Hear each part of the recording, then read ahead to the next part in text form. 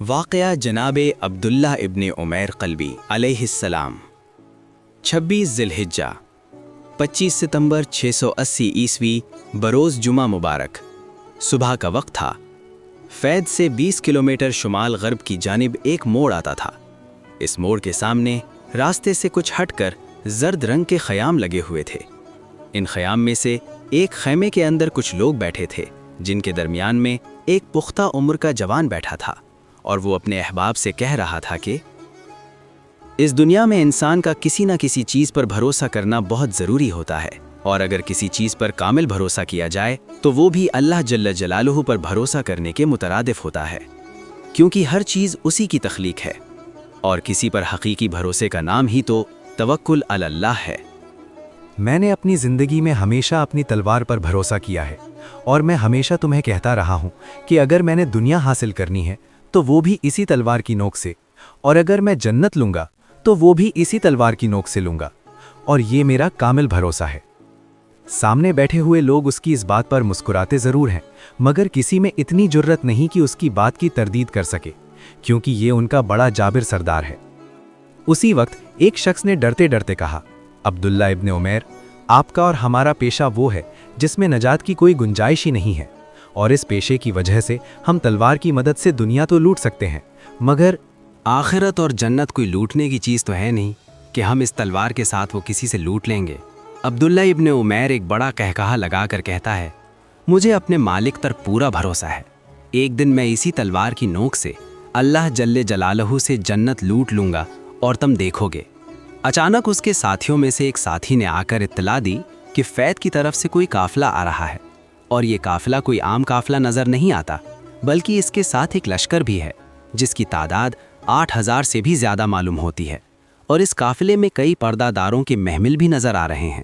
اس کے ساتھی کہتے ہیں، اے عبداللہ ابن عمیر، یہ قافلہ تو ہمارے لوٹنے کا نہیں ہے، کیونکہ ہم محدود تعداد میں ہیں، جبکہ ان کی تعداد بہت زیادہ ہے۔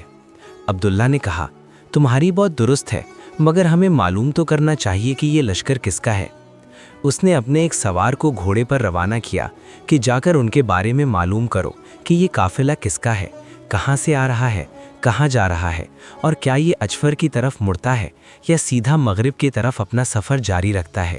جس وقت یہ جوان وہاں پہنچا تو اس نے دور سے دیکھا کہ اس لشکر میں سے ایک نقاب پوش جوان نے اپنے رہوار کا رخ ان کے خیام کی طرف موڑ لیا ہے، یعنی قافلہ تو مشرق کی طرف مڑ گیا، مگر اس جوان نے مغرب کی طرف اپنا گھوڑا موڑ لیا اور ان زرد رنگ کے خیام کی طرف چل پڑا۔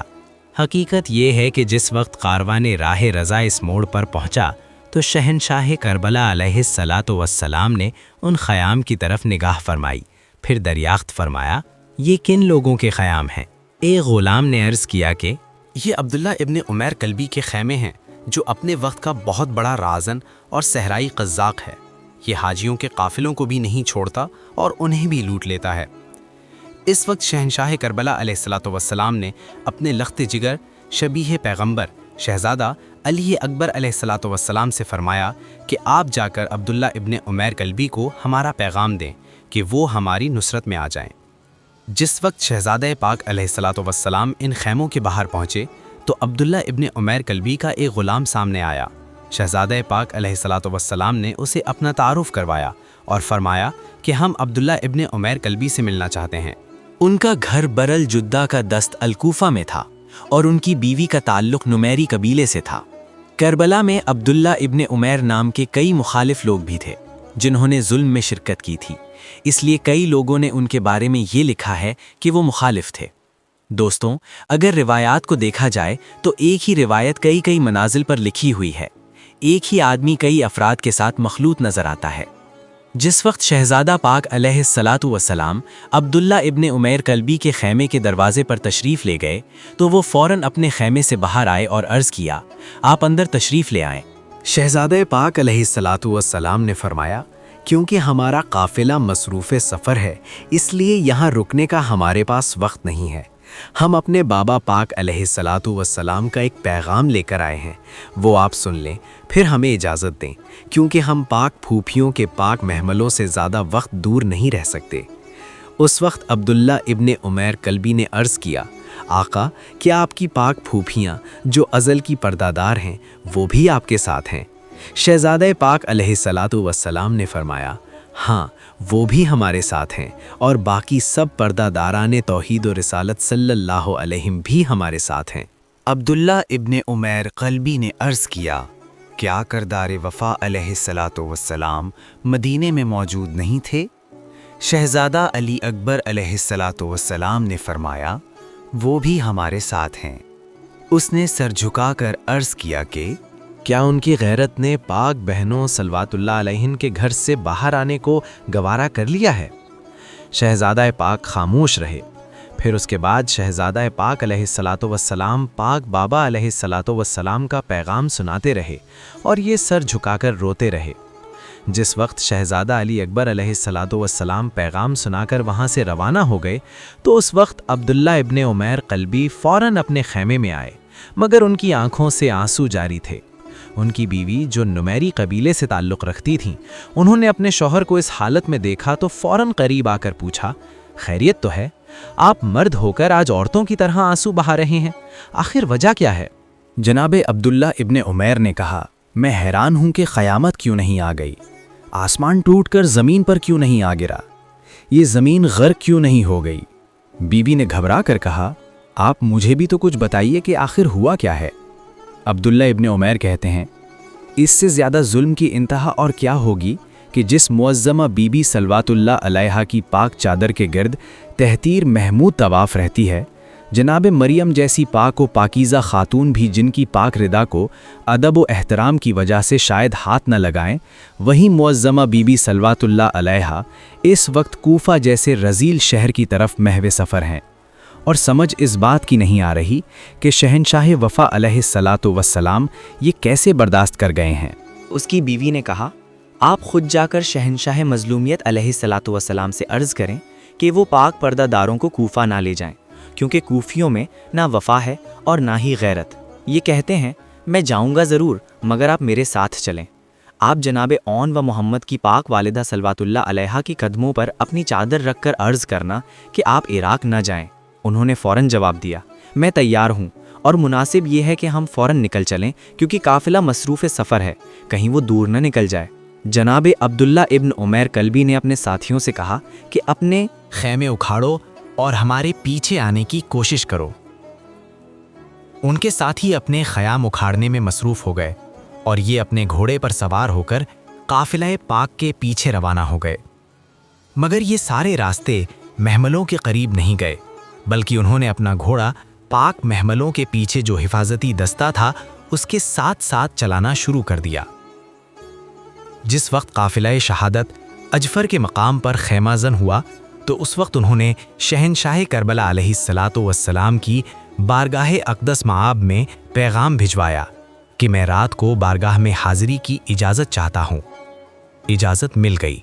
جس وقت رات ہوئی تو یہ اپنے چند ساتھیوں کے ساتھ شہنشاہ کربلا علیہ الصلاۃ والسلام کی زیارت کے لیے حاضر ہوئے۔ یہاں شہنشاہ کربلا علیہ الصلاۃ والسلام کے خیمہ اطہر کے باہر تمام اصحاب جمع تھے، اور کریم کربلا علیہ الصلاۃ والسلام مسند پر جلوہ افروز تھے۔ ان کے دائیں بائیں پاک خاندان تطہیر کے افراد جلوہ افروز تھے، اور سامنے لاتعداد اصحاب بیٹھے تھے۔ جناب عبداللہ ابن عمیر قلبی ہیں اذن باریابی طلب کیا، اذن ملا۔ یہ پہلے اصحاب کے مجمع کے سامنے جا کر کھڑے ہو گئے، سب کی نگاہیں ان کی طرف اٹھیں۔ انہوں نے یہاں عجیب رنگ کا سلام پیش کیا، ان کی آنکھوں سے آنسوؤں کی برسات تھی۔ انہوں نے روتے ہوئے کہا، سوائے شہنشاہ وفا علیہ الصلاۃ والسلام کے میرے تمام بھائیوں کو سلام ہو۔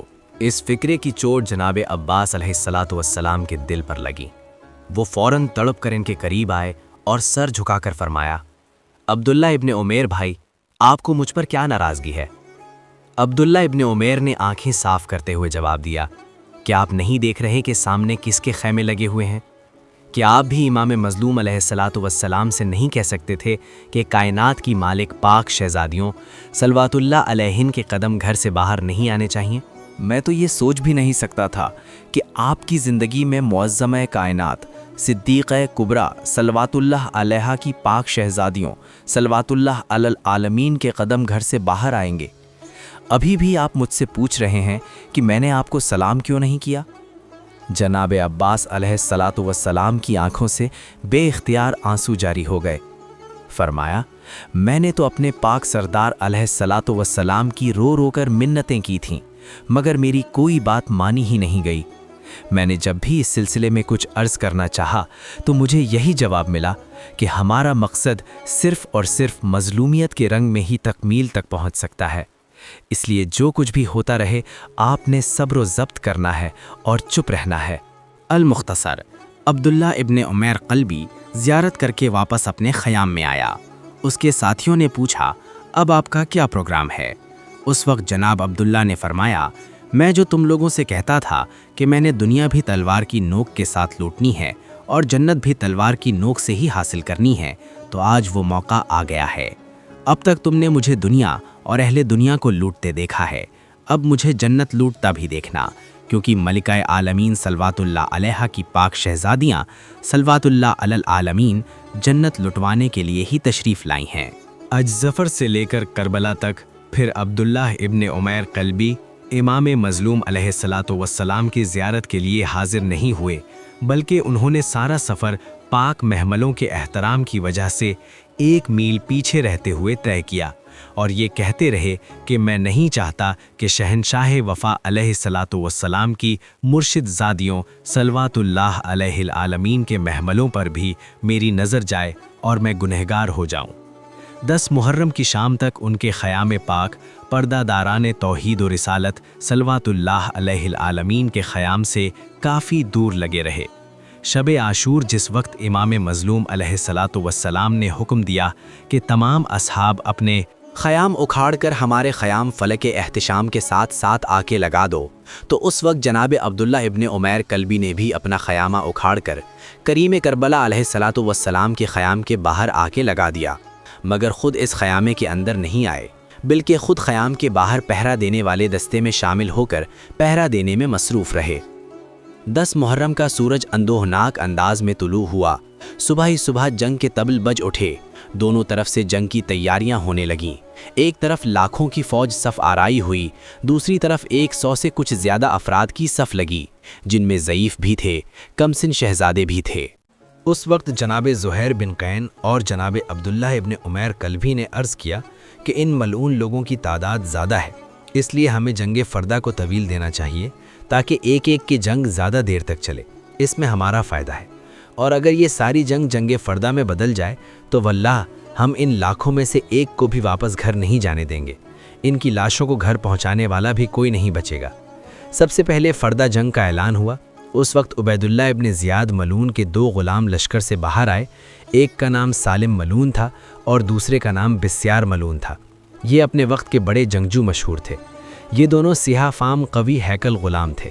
ان میں سے سب سے پہلے بسیار ملعون میدان میں آیا اور اس نے آتے ہی کہا، کوئی ہے جو میرے مقابلے میں آئے؟ اس وقت کئی جوانوں نے عرض کیا کہ ہمیں اجازت عطا فرمائیں۔ امام مظلوم علیہ الصلاۃ والسلام نے تمام جوانوں پر نگاہ فرمائی، ان میں سے جناب عبداللہ ابن عمیر قلبی کی طرف دیکھ کر فرمایا، واللہ ان کی جبین پر اس ملعون کی موت ازل سے تحریر ہے۔ سب سے پہلے اجازت ملنے کی وجہ سے یہ بڑے خوش ہوئے، انہوں نے اپنی تلوار نیام سے باہر نکالی، تلوار کی ہار کو چوم کر فرماتے ہیں، کل تک میں نے دنیا تیری نوک سے لوٹی ہے اور آج جنت پر ڈاکہ مارنے جا رہا ہوں، میرا ساتھ دینا۔ یہ چلتے ہوئے میدان میں آ کھڑے ہوئے۔ سیار ملعون نے پوچھا، او میرے مقابلے میں آنے والے، تم کون ہو؟ انہوں نے فرمایا، تم جنگ کرنے آئے ہو یا نام و نسب پوچھنے آئے ہو؟ اس ملعون نے کہا، میرے مقابلے میں جنگ کرنے کے لیے آئیں تو پھر جناب زہیر بن قین آئیں یا جناب حبیب ابن مظاہر آئیں۔ جس وقت اس ملعون نے یہ بات کی تو جناب عبداللہ ابن عمیر قلبی اس کے قریب آ گئے اور فرمایا، او لونڈی کے بچے، جن کا تم نے نام لیا ہے وہ اشراف کوفہ میں سے ہیں، تمہاری ماں کو تو یہ بھی علم نہیں کہ وہ کتنے شہروں میں بکتی رہی ہے، یہاں اپنا مقابل چننے کا تمہیں کس نے اختیار دیا ہے؟